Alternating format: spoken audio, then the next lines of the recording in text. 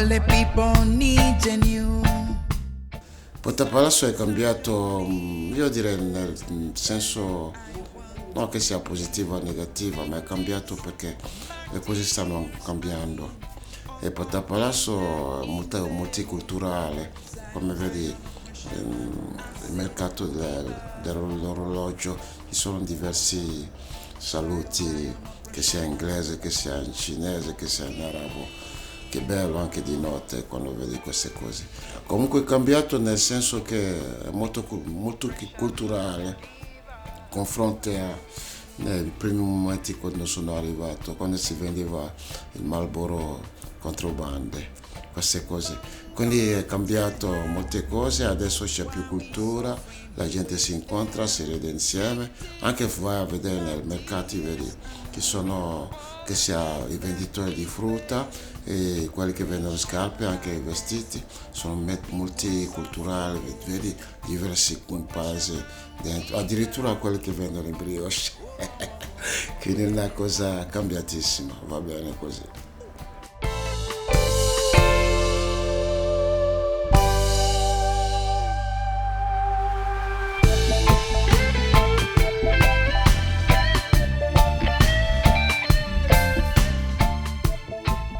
Allora, la parte negativa del mercato, cioè del mercato centrale, di tutti il fenomeno che sta avvenendo adesso proprio in tutta Aurora, che parte, cioè, secondo me dal 2006 potrebbe essere partito con le Olimpiadi, quando hanno iniziato a fare retate per spostare tutta, diciamo, gli ultimi dalla questa piazza, dalla piazza centrale, spostarli tutti giù verso i sobborghi, diciamo così. E poi ci sono state vari momenti, e comunque dall'anno scorso, quando hanno sgomberato l'asilo, c'è stata proprio una guerra ai diversi, ai poveri. Penso che sia sottile la linea per una persona che non vive quel territorio poter pensare che sia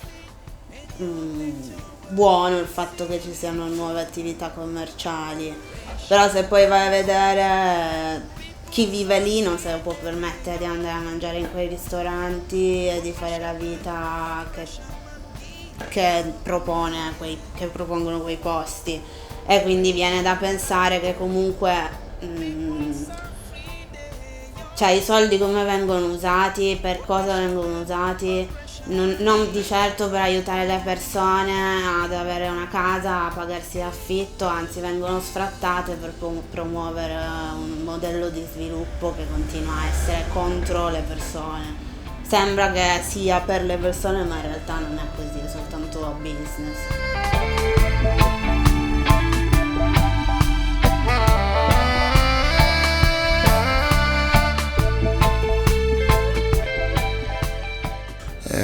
C'è sempre la mancanza di poter dare ai giovani, di poter crescere, per poter diventare, e questa cosa a me fa male. La negatività per me, c'è questa parte che mi brucia molto in questo mondo italiano che sto vivendo. Non faccio io le leggi, ci sono tanti, ognuno viene a fare le sue cose, ma almeno pensare a questa nuova generazione che deve crescere, che deve rendere questa Italia positiva, e non essere lì a pensare solo per i ricchi e non pensare a quelli che devono prima fare crescere questa Italia. Quindi la mia ultima parola è che l'Italia va avanti e che Dio sia con l'Italia. God bless.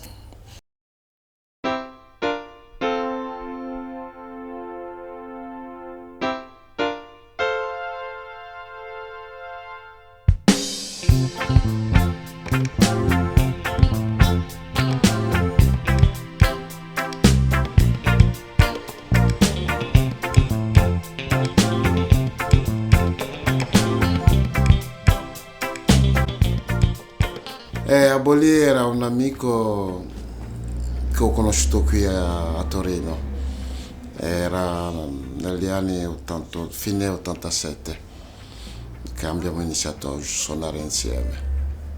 Loro avevano l'idea di fare un gruppo, ma non erano decisi. E quando sono arrivato abbiamo creato questo gruppo. Aboli si è dato da fare molto durante questi tanti anni che siamo conosciuti. È diventato un grande cantante prima di diventare un chitarrista. All'inizio andavamo nei campi di pomodori per la raccolta dei pomodori, perché ogni anno, fine anno, si andava e lì noi facevamo la stagione. E così sui campi di pomodori abbiamo creato questo gruppo Teredeni, Abuli con la voce, noi che seguivamo, e così abbiamo creato i Teredeni. Abuli è stato un musicista di Torino, tanti lo conoscono da un po' di vita, è un compositore, arrangiatore, è diventato anche, si è creato anche le sue cose, le sue idee di musica, un reggae alla sua maniera soprattutto. Questo è Abuli. À la lumière, il faut procéder à grand paquet. Oh non. Enfant di Ghetto abbiamo fatto questo pezzo durante una stagione negli anni 92-93. Aboli ha scritto questo testo, io musicalmente ho fatto la mia parte musicale e abbiamo creato questa musica. Oggi non c'è, io dedico questa musica, abbiamo cantato tanto tempo insieme e scritto questo pezzo insieme e conosco per cuore tutta la parte e mi piace Enfant di Ghetto, è quello che abbiamo scritto perché eravamo in un ghetto a Piacenza, dietro vicino c'era anche la ferrovia, in una baracca dormivamo e andavamo a fare la raccolta di pomodori. È lì che abbiamo scritto Enfant di Ghetto.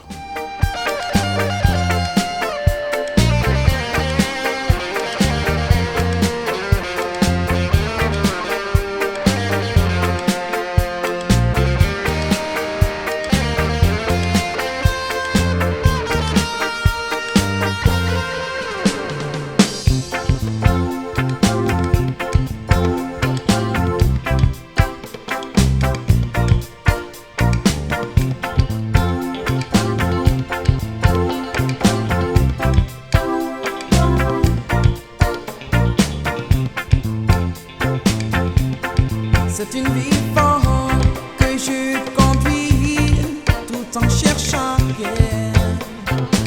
La voix qui possède mon cœur, qui déchirait sa paix. Oh non, seulement quand je te sens en moi. Oh, une vie d'espérance. Oh non, seulement quand je te sens en moi. Une vie incertaine.